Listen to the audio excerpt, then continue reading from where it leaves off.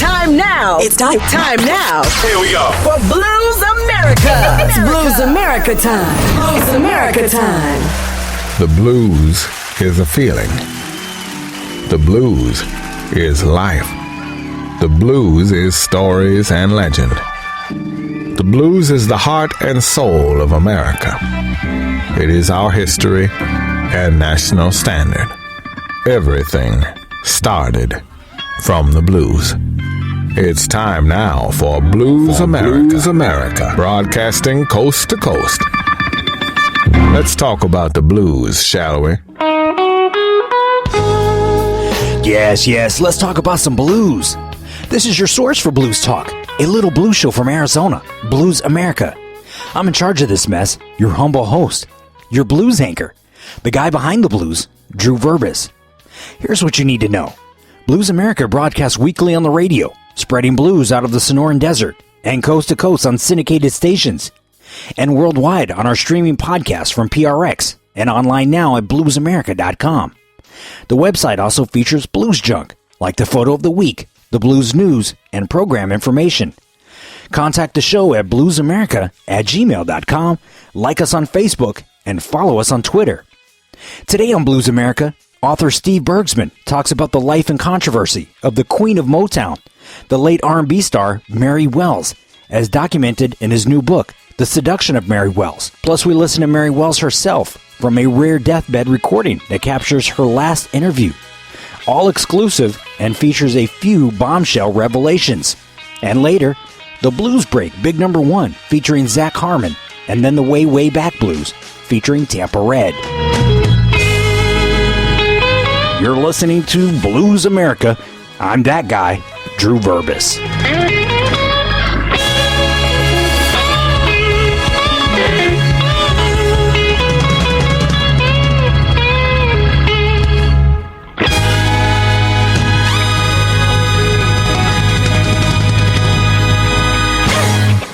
Blues America is recorded and produced at the Chico Chisholm Memorial Studio.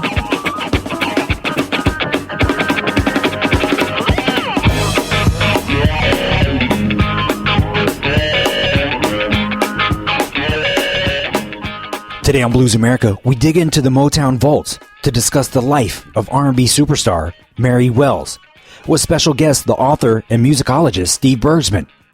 Steve has been a journalist for over 30 years.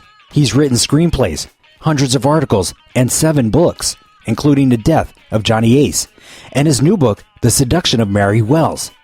Steve was a personal friend of Mary Wells and conducted the last interview she ever gave, which will be featured on today's program and reveals some bombshell secrets about Mary's tumultuous life. Of course, Mary Wells was the queen of Motown, and rightfully so. She scored Motown's first number 1 crossover hit with My Guy, after a string of hits on the R&B charts like Bye Bye Baby, You Beat Me to the Punch, and Two Lovers. She was the first artist for Motown to be nominated for a Grammy Award and toured with the Beatles as an international music star. Please welcome Steve Bergsma to Blues America.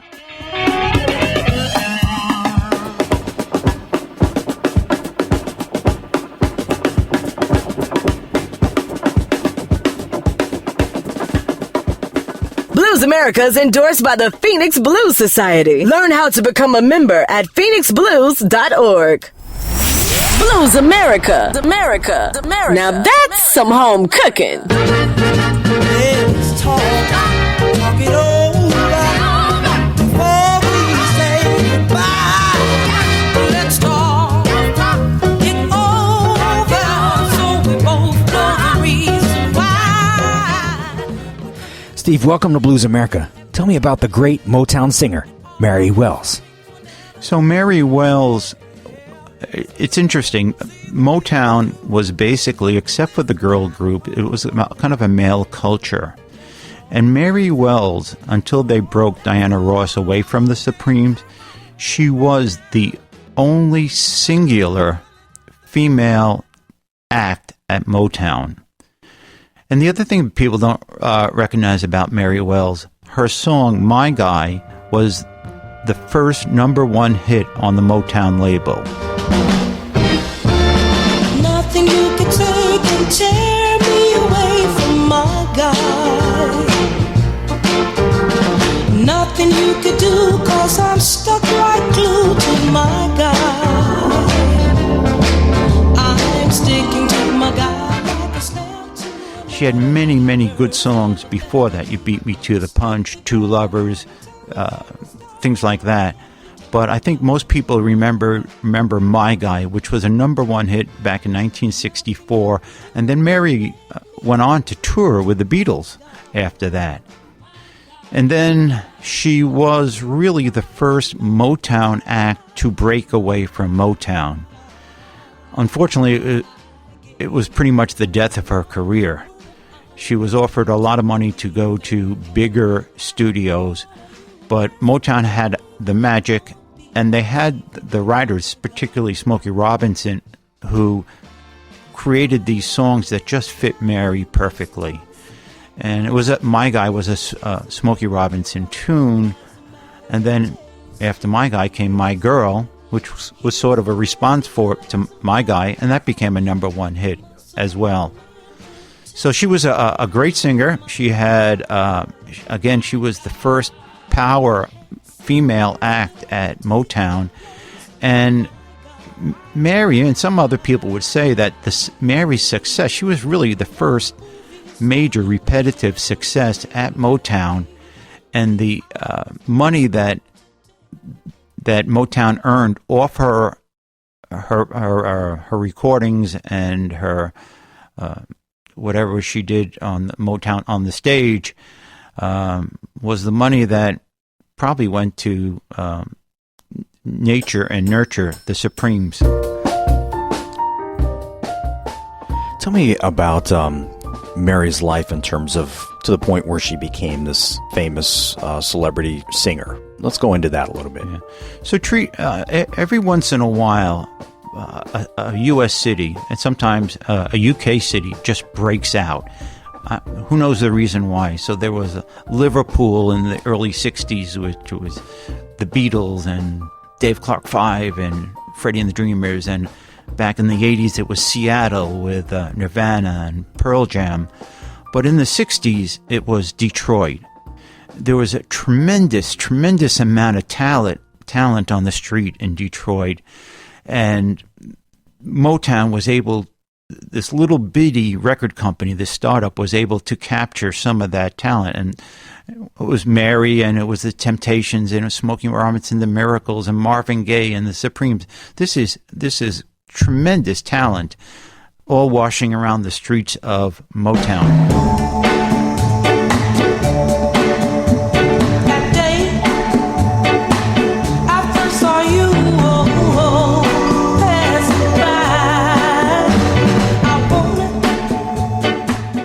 And Mary was a high school student, and like her friends, people she knew Otis Williams of the Temptations. She knew Wilson Pickett. She knew some of these people. Everybody was trying to make a go of it, become a singer. There was all this talent, and everybody was trying to make a go of it. And when she was 15, she wrote a song for Jackie Wilson, and the song was Bye Bye Baby. Well, you know you took my heart and you broke it apart. Where did love be, baby? How could ever be? And somehow she heard of Motown, and through a friend who knew somebody, a friend of a friend, she got to record it at Motown. So she went there to Motown to record her song Bye Bye Baby. And Barry Gordy did the recording and producing of the song. And Bye Bye Baby became a regional hit. And that propelled Mary's career. So, and then so that was Bye Bye Baby was actually a different song from her. Barry Gordy made her sing it 30 times. By the 30th time, her voice was raspy and bluesy, and that was the song that came out. So it's a real kind of a shouter, bluesy song, Bye Bye Baby. But the songs that made her famous were those very smooth pop soul songs that Motown became famous for, but they were first done with Mary Wells before they were done, say, with the Supremes. You know you took my love, threw it away. You wanna walk my life, so let me go back, baby. Your life Was she from a pretty traditional family, or did she have siblings? She came from a broken family. She was very close with her mother.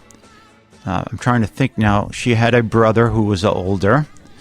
And she actually, once she scored at Motown, she actually dropped out of high school, which she came to later regret.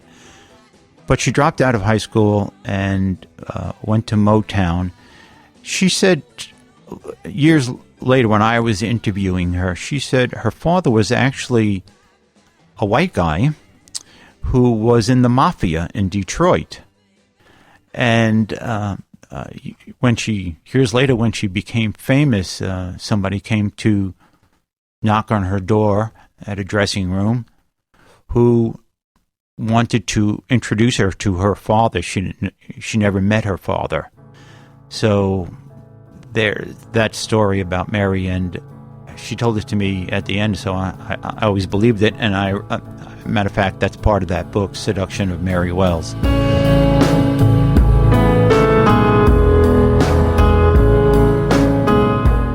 When she hit at Motown, she married very early a guy named Herman Griffins, I believe it was, who was tangential to Motown. He was a singer, a very handsome, debonair, older guy that Mary fell in love with and married. He was older and really wasn't too interested in being married, and had his own life, played around, sometimes didn't come home at night. And there was a famous incident, and Mary always said that Barry set this up, but I don't know if this is true. But the story was there was a party that she didn't go to, and a lot of Motown people were there, and Herman Griffins was there, and somehow Herman got hooked up with a prostitute at the party. They went off somewhere, had sex, and came back, and then everybody told Mary about it. And that was sort of the beginning of the end of her marriage, her first marriage to Herman Griffins. And she always thought that prostitute was set up by Berry Gordy. Of course, there was always a rumor that Berry had his hands in different businesses besides music before he founded Motown. And I should add, these were just rumors. There's never been any proof. And what was Mary like? When I knew her, she was the sweetest person, nicest person. I think in her glory days, in her early days, she was young when she became a star. She became a bit of a diva. But when I knew her, she was just a wonderful person. And we actually became pretty good friends. And I'd go out there and spend some time with her. And the years when there was a period of time where the cancer went away, but started to come back. And sometimes she was a bit depressed, and I'd go out there and I'd spend time with her and drive her around. What are you gonna do when I'm gone? Whose shoulder are you gonna cry on? What are you gonna do on the day when I... Blues America. Now that's some home cooking. You